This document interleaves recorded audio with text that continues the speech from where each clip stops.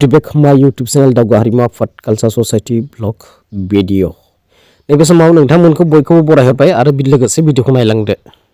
दागा हारिमुनि जानाय जों दिनै मोसाखावरिफोर गासै सा 25 खौ लाना फैबाय सिसिपानि टिलि हलाव जि टिभिपिअ एफनि नैथि जोनोम सान कनभेनसन बेयाव मान बावगोनबो दिनै आरो लोगोसे गथ'फोरनो मान बिलाइबो होगोन आरोखि बेनि थाखायनो जों दिनै भिडिअखौ बानायबाय आरोखि।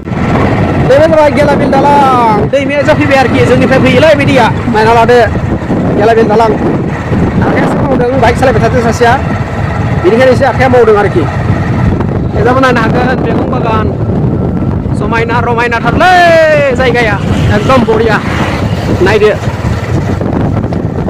गय बागान माने बिराद फुलुं गोनां बे हाया माने बिराद हासार दं आरोखि नायबानो जाबाय।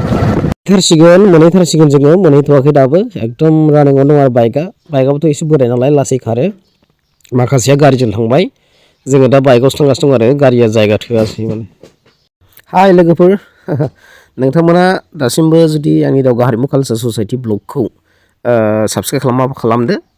अ माय गड मोनफैलायबाय एकदमबारे जोङो मा जायगा होनोमोन बेखौ गेलाबिल बारबाय गेलाबिल बारनानै दा बर्थमान जोङो